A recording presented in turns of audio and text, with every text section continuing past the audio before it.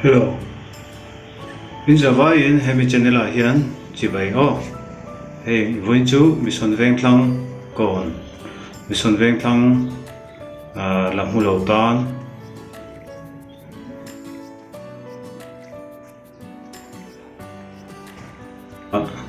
Model veng panna khania hei kon ania thingpui jingkara siam thina mo.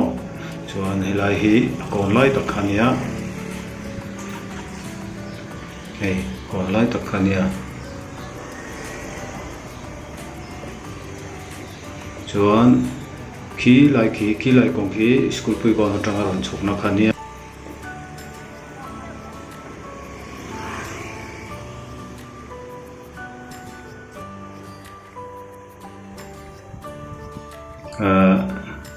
Jubilee kalna kha aniamo.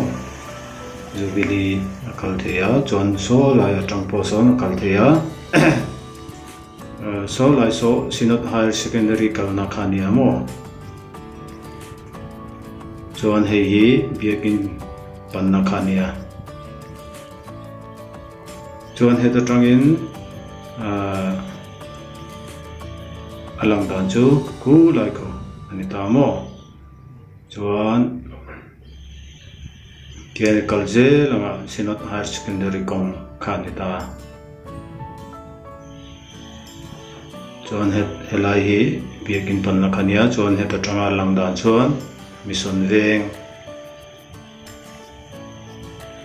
ti hian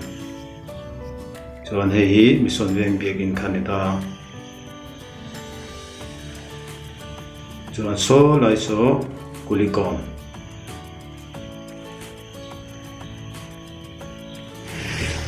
kulikon alam dan niya chuan hei hi mission veng tlang biakin khanita mo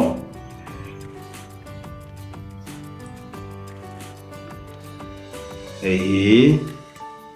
hall kha anita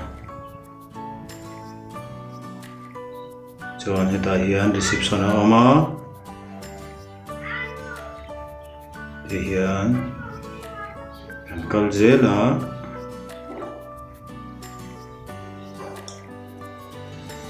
hei hi biakin langdan khania hei biakin henia mission veng tlang biakin hi alian ve thokat thonia ti hian mo tuan lai zol hi anom angreng khop mai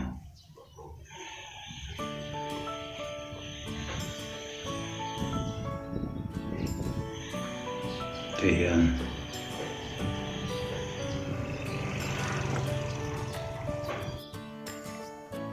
Chuanin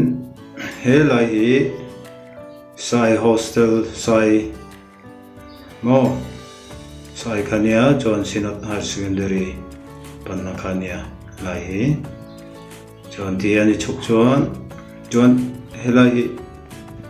kan mutilok helai hi kon trong khani ron kal chuan tiyan mo tiyan kalanga tiyan kalang chuan hei hi veilama penga Sinat Higher Secondary kalna kha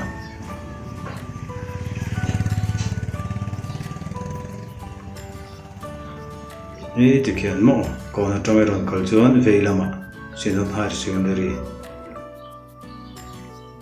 chuan helai po hi primary school awma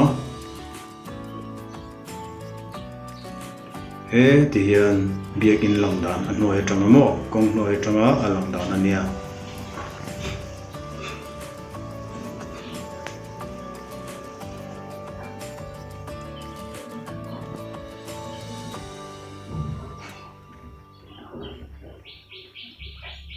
chuan helai hi anal rewa an mutir lok anga hemi inte mo mi lo ho sakho mai sum hian nei ani tero chuan hei hi mingliani bakery khania mo mingliani bakery khania puyania mingliani bakery hi mo ta chang chuan kongpui atangin ron kal chuan i hu mai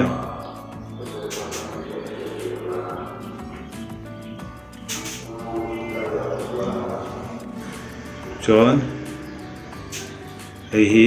jubilee khania jubilee biakin takumo jubilee biakin khania